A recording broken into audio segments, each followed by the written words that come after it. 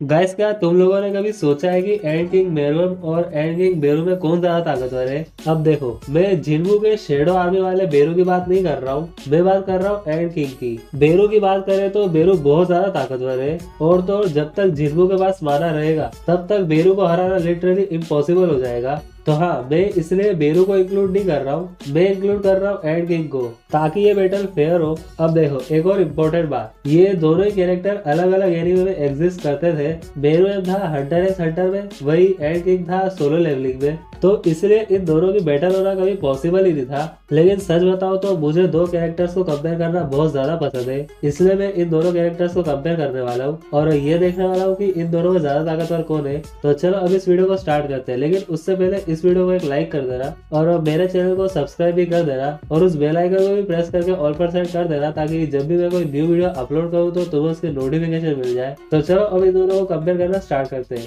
तो सबसे पहले ये देखते हैं कि इन दोनों में स्ट्रेंथ किसकी ज्यादा है। स्ट्रेंथ की बात करें तो बेरुएम के पैदा होते ही उसके पास काफी ज्यादा स्ट्रेंथ थी, उसने काइमेरा एंड्स के सर को बड़ी इजीली डिस्ट्रॉय कर दिया था। वही बेरुएम ने एक ही पंच से क्वीन के नेस्ट में एक बहुत ही बड़ा होल कर दिया था। वही बेरुएम ने नेटेरो के एक पैर और एक हाथ को भी डिस्ट्रॉय कर दिया था। बेरुएम ने नेटेरो के 100 टाइप ग्वानिन बुद्धि सत्वा के 2 हैंड्स को भी पीछे धकेल दिया था। वही एंड किंग बेरू की स्ट्रेंथ की बात करें तो इससे ही पैदा होते ही बहुत सारे एस रैंक हंटर्स को लिटरली वन शॉट कर दिया था, जिसमें ऑलमोस्ट एक नेशनल लेवल हंटर गोटो ryuji भी शामिल था। उसने चाहिन को भी इतनी जोर से मारा था कि वो ऑलमोस्ट मर गई थी, और एंड किंग बेरू ने जिन्बू को भी बहुत ही जोर से एक पंच मारा था, जिससे लिटरली एक बहुत ही तेज शॉकिंग वेव क्रिएट हुई थी।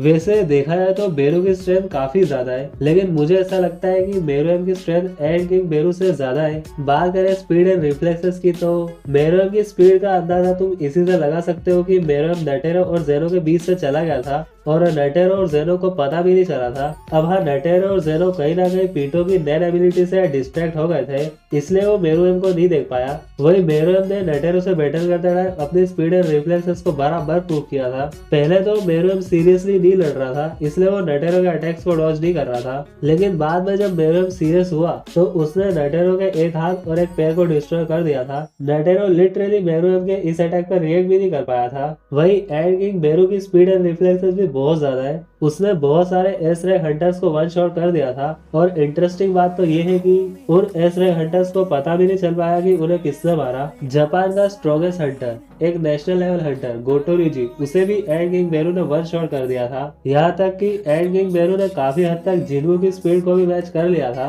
एंड किंग बेरू की स्पीड शायद प्री रोज बेरुएम से ज्यादा हो सकती है, लेकिन पोस्ट रोज बेरुएम की स्पीड एंड किंग बेरू से ज्यादा है, बिकॉज पोस्ट रोज बेरुएम की स्पीड प्री रोज बेरुएम के कंपैरिजन में 3 गुना ज्यादा हो गई थी। इसलिए मुझे ऐसा लगता है कि बेरुएम की स्पीड एंड रिफ्लेक्सेस ज्यादा है। फिर हम बात करें स्टेमिना एंड एंड्योरेंस की, तो मेरुएम ने कोमोगी के साथ 3 दिन तक लगातार गुंगी खेला था, और फिर भी मेरुएम बिल्कुल भी थका हुआ नहीं लग रहा था। मेरुएम गुंगी गेम में इतना डूब गया था कि उसने 6 दिन तक कुछ भी नहीं खाया था, फिर भी मेरुएम पे इसका कोई असर नहीं पड़ा। और मेरुएम ने नेटेरो से भी काफी देर तक बैटल की थी, और मेरुएम नेटेरो को हराने के बाद भी बिल्कुल ठीक कंडीशन में था। मेरुएम ना ज्यादा थका हुआ था, ना ही मेरुएम को ज्यादा डैमेज हुआ था। इसने अपना एक हाथ उखाड़ दिया था, लेकिन फिर भी इससे ज्यादा कुछ नहीं हुआ था। और सीधा सीधा बोलूं तो इसका स्टेमिना एंड एंड्योरेंस लिटरली काफी ज्यादा है। वही एंड किंग बेरू के स्टेमिना एंड एंड्योरेंस की बात करें तो इसका भी स्टेमिना एंड एंड्योरेंस लिटरली बहुत ज्यादा है। एनीमे में देखने पर तुम्हें ऐसा लग सकता है कि एंड किंग बेरू का स्टेमिना एंड एंड्योरेंस ज्यादा नहीं है, बिकॉज एंड किंग जिस दिन पैदा हुआ था उसी दिन मर भी गया था। लेकिन मरने से पहले एंड किंग बेरू ने बहुत सारे एस रैंक हंटर्स को मारा था, जिसमें ऑलमोस्ट एक नेशनल लेवल हंटर गोटो ryuji भी शामिल था। फिर एंड किंग बेरू ने काफी देर तक जिन्बू से भी बैटल की थी, और उसने काफी सारे स्ट्रॉन्ग अटैक्स को भी सहा था। तो हाँ, ये कहना थोड़ा सा तो मुश्किल है, लेकिन मुझे ऐसा लगता है कि मेरुएम का स्टेमिना एंड एंड्योरेंस ज्यादा है। बात करें ड्यूरेबिलिटी की तो मेरुएम की ड्यूरेबिलिटी कुछ ज्यादा ही है। मेरुएम ने नेटेरो के बहुत सारे अटैक्स को सहा था, यहाँ तक कि मेरुएम ने नेटेरो के सबसे पावरफुल अटैक जीरो हैंड को भी इजीली सह लिया था। मेरुएम को इस अटैक से बस थोड़ी सी चोटें लगी थी, और यहाँ तक कि मेरुएम ने लिटरली अल्ट्रा पावरफुल एक्सप्लोजन जो कि पुअर मैन रोज से हुआ था, मेरुएम ने उसे भी सह लिया था। इस अटैक से मेरुएम लगभग पूरी तरीके से डिस्ट्रॉय हो गया था, लेकिन फिर भी मेरुएम की सांसें चल रही थी। बाद में जब पूफ और यूपी ने मेरुएम को रिवाइव किया तो बेरुएम की ड्यूरेबिलिटी और ज्यादा बढ़ गई थी। वही एंड किंग बेरू की ड्यूरेबिलिटी भी बहुत ज्यादा है, लेकिन सच बताओ ना तो बेरुएम की ड्यूरेबिलिटी एंड किंग बेरू से बहुत ज्यादा है। ड्यूरेबिलिटी के मामले में मुझे नहीं लगता कि एंड किंग बेरू बेरुएम के क्लोज है। तो हाँ, ड्यूरेबिलिटी का पॉइंट मिलेगा बेरुएम को। फिर हम बात करें आईक्यू और बैटल आईक्यू की, तो बेरुएम ने लिटरली सिर्फ किताब पढ़ के बहुत सारे बोर्ड गेम्स को मास्टर कर लिया था और बेरुएम ने 3 नेशनल चैंपियंस को भी बहुत ही इजीली हरा दिया था। तुम लोग इसकी इंटेलिजेंस का अंदाजा इसी से लगा सकते हो कि बेरुएम पूरे हंटर एक्स हंटर के सबसे इंटेलिजेंट कैरेक्टर्स में से एक था। बेरुएम ने नटरो से बैटल करते टाइम भी कई बार अपने आईक्यू और बैटल आईक्यू को प्रूव किया था, जहां पर बेरुएम बड़ी इजीली नटरो के अटैक पैटर्न को समझ गया था। वही एंड किंग बेरू का भी आईक्यू और बैटल आईक्यू काफी ज्यादा है, जहाँ पे वो समझ गया था कि उसका जिन्वू से जीतने का कोई चांस नहीं है, तो वो वहां से भागने का प्लान बना लेता है। बात करें अटैक पोटेंसी की, तो बेरुएम की अटैक पोटेंसी बहुत ज्यादा है। इसने काइमेरा एंड्स को वन शॉट कर दिया था। वही इसने नटरो के एक हाथ और एक पैर को भी डिस्ट्रॉय कर दिया था। वही बेरुएम ने एक ही पंच से क्वीन के नेस्ट में एक बहुत ही बड़ा होल कर दिया था। और यहाँ तक तो फिर भी ठीक है, लेकिन पोस्ट रोज बेरुएम की अटैक पोटेंसी तो लिटरली बहुत ही ज्यादा है। तुम लोगों ने ये अटैक तो देखा ही होगा। बेरुएम ने इस अटैक से एक बहुत ही बड़े पहाड़ को ऑलमोस्ट डिस्ट्रॉय कर दिया था। अब देखो सच बताओ ना तो एंड किंग बेरू कुछ भी कर ले, वो अपना कोई सा भी अटैक कर ले, पर आई थिंक उसकी अटैक पोटेंसी इतनी ज्यादा तो बिल्कुल नहीं हो सकती, इसलिए अटैक पोटेंसी का पॉइंट मिलेगा बेरुएम को। बात करें एक्सपीरियंस की, तो सीधी सी बात है, बेरुएम लगभग 40 दिन तक जिंदा रहा था। वही एंड किंग बेरू जिस दिन पैदा हुआ था उसी दिन मर भी गया था। तो हाँ, एक्सपीरियंस का पॉइंट मिलेगा बेरुएम को। फिर हम बात करें एबिलिटीज की, तो बेरुएम की एबिलिटी है कि वो पॉइजन रेजिस्टेंस है, हैंड टू हैंड कॉम्बैट में एक्सपर्ट है। बेरुएम नैन का भी यूज कर सकता है। बेरुएम एक एमिटर है। नैन यूजर्स के ब्रेन को खा के बेरुएम अपना ऑरा और ज्यादा इंक्रीज कर सकता है और वो उनकी नैन एबिलिटी को भी यूज कर सकता है। जब रॉयल गार्ड्स ने बेरुएम को रिवाइव किया था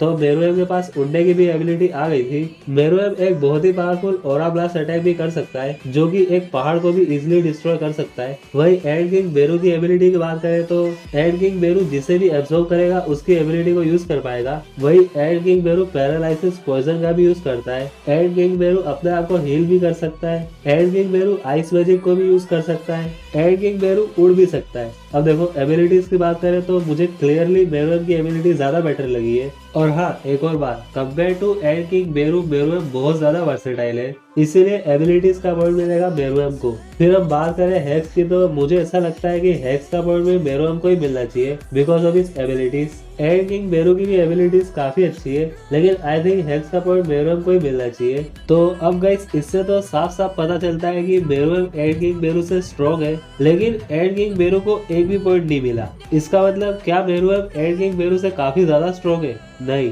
स्ट्रेंथ की बात करें तो ये दोनों की स्ट्रेंथ ऑलमोस्ट इक्वल है। बेरुएम की स्ट्रेंथ मुझे लगता है कि थोड़ी ज्यादा है। स्पीड एंड रिफ्लेक्सेस में भी ये दोनों लगभग इक्वल है, पर बेरुएम की स्पीड एंड रिफ्लेक्सेस मुझे थोड़ी ज्यादा लगती है। स्टेमिना एंड एंड्योरेंस में भी ये काफी ज्यादा क्लोज है, लेकिन मुझे ऐसा लगता है कि इसमें भी बेरुएम आगे है। ड्यूरेबिलिटी का तो मैं क्लियर बोल दूं कि बेरुएम की ड्यूरेबिलिटी एंड किंग बेरू से ज्यादा है। आईक्यू और बैटल आईक्यू में भी क्लियरली बेरुएम आगे है। अटैक पोटेंसी में भी क्लियरली बेरुएम आगे है। एबिलिटीज, हैक्स, एक्सपीरियंस, इन सब में भी बेरुएम आगे है। लेकिन हाँ, ये दोनों सीरियसली काफी ज्यादा क्लोज है। प्री रोज बेरुएम का एंड किंग बेरू से जीतना थोड़ा मुश्किल है, लेकिन डेफिनेटली पोस्ट रोज बेरुएम will destroy and king Beru. अगर मैं सीधा बोलूं तो प्री रोज बेरुएम और एंड किंग बेरू के बीच का डिफरेंस इतना हो सकता है, वही पोस्ट रोज बेरुएम और एंड किंग बेरू के बीच का डिफरेंस इतना हो सकता है। तो हाँ गाइस, आज के लिए बस इतना ही। तुम लोगों को क्या लगता है इन दोनों में कौन ज्यादा ताकतवर है? कमेंट्स में जरूर बताना और इस वीडियो को एक लाइक कर देना और मेरे चैनल को सब्सक्राइब भी कर देना। तो चलो मैं मिलता हूँ तुमसे अगले वीडियो में।